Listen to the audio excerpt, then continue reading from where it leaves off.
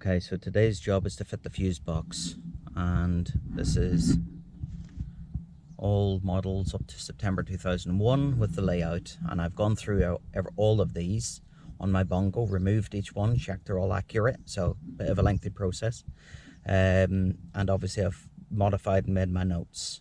Yeah, so for example in 16, which was normally the air conditioning, the my TM2 temperature monitor links in with that one, and then for some reason the mirrors are in with the number 1, and I've marked the ones I'm going to change over to the leisure battery. So the cabin lights and the mirrors, the blinds and offside on one side, and the blinds in the near side, that's one side, and then the 12-volt power outlets with the radio and the electric mirrors, etc. So I'm not quite sure why this does the mirrors and this seems to do the mirrors. Somebody's obviously messed with electrics before, which is why it's safer to check everything out first. My fuse box you may have seen before that I'm going to fit under the bonnet. So there's room for 6 fuses to change over. I'm only going to be changing 4. So I've made up a little loom with 4 wires, and we're going to fit that today basically. I've made this because I didn't want to screw in anywhere into the metal work. So I've bought some 3mm aluminium from eBay. Can't remember what size this is, but I'll let you know in the comments or in the description of this video. 3mm. Then I marked up my 2 of the holes and just used M4 screws. So I've drilled and tapped 2 holes for these M4 screws, and it holds it beautifully. And that way I don't have to drill into the Bongo itself, and I will show you as we go along where this will be fitted. This is the current state of my fuse box. You can see a couple of extras in here for the rear view mirror, the electric one, with the rear view camera, and the TM2 temperature monitor is in there, and the coolant alarm is in there as well. That's hence the piggyback fuses. So we'll get to work on this now. I've already identified that the top of each fuse is the live. So we leave the earth alone. We put the live, we will use the swap loom that I made because I've got wire and stuff lying about, and I'm a 50-year-old man, so I've got wire and stuff. So rather than buy one, I've made one. It's all good fun. So back in under the bonnet, leisure battery.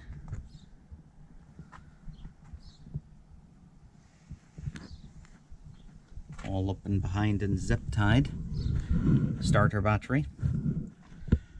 And you may be able to see, I hope, yeah, you should be able to see this large rubber grommet where some of the electrics go through from under the bonnet to the cabin. So I'll be putting a small hole in this rubber grommet and feeding my swap loom through there. And then I will put it in behind again. I will zip tie it up here behind the brake and clutch cylinder, all the way up behind. There's a metal bracket up here, very hard to see, this one. You can curve the loom up over that, and then behind here, and then that nut I'll probably use one of the P-clips and attach it on there, and then my fuse box will actually sit on top of the battery, which is why I've got that plate, but I'll show you that in a few minutes. Okay, this is the loom I've made. I've pre-measured it using one piece of wire. I know they're all the same color, it doesn't really matter. I know which ones will be going to which. That's the main thing. I do one at a time. So I've had some heat shrink lying around. I've got the wires already, high load wires. These are rated to over 17 amps. Better to have higher amp wire than the fuses that will blow first. You don't want your wire melting and your van going on fire. This end will go to the fuse box. I've heat shrinked and done an extra little heat shrink to keep it nice and neat. And on the end, let's see if you can see this, these little connectors are stereo speaker connectors, and they will go into the live side of the fuse in the fuse box.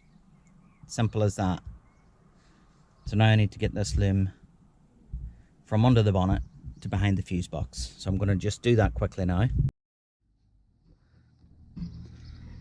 Okay, so you can see I've taped up the 4 wires, and you should be able to see where it's come in through the bulkhead. Let's just see.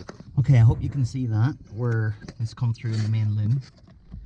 So again, let's just show you the fuse box.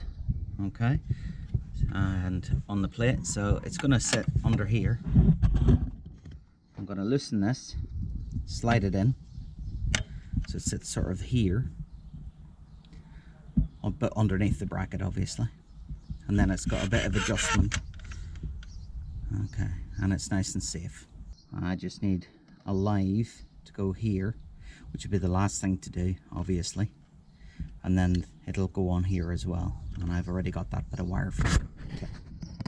So I've fed my swap loom through, and now I've removed 1, 6, 7, 8 fuses, and I know the tops are lives, so I just have to put my 4 wires into these. Nothing's connected at the other end yet for safety obviously, so let's put these in first and see where we are.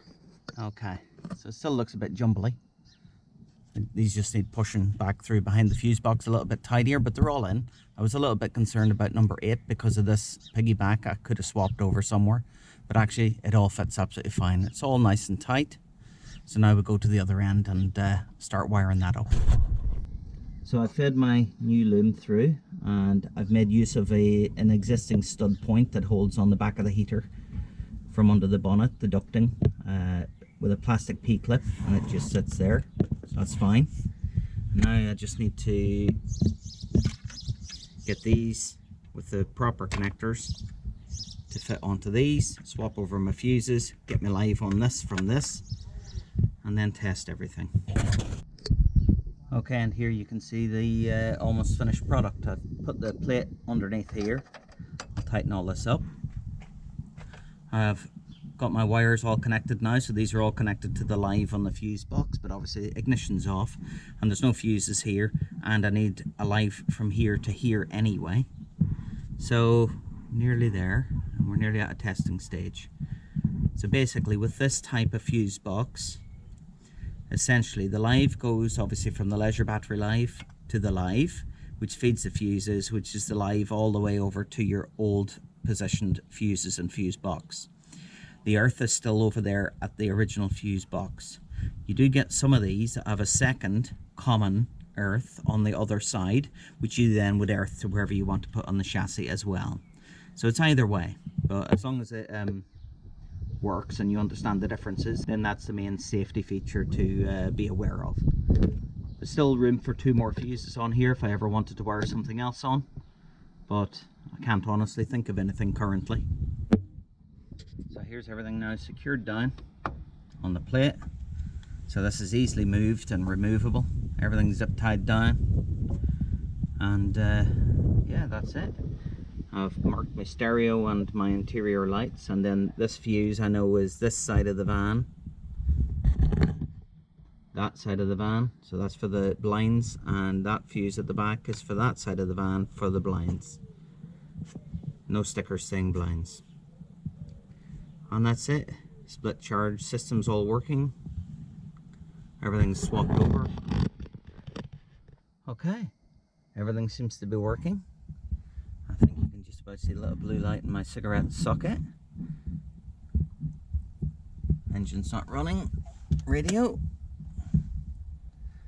working, but I don't have a separate on-off on this radio, so I need to make sure I undock it. Same for the cigarette lighter socket. Make sure that I don't leave that in, otherwise it's going to draw a little bit of power. Very small, I know, but it'll still do it. I've checked the rear socket, it also works. Excuse the mess. Blinds go down on the battery. Blinds go up on the battery. Blinds go down on the battery. And back up on the battery. And all with no key in the ignition. Excellent. Now, who wants to buy a Bongo?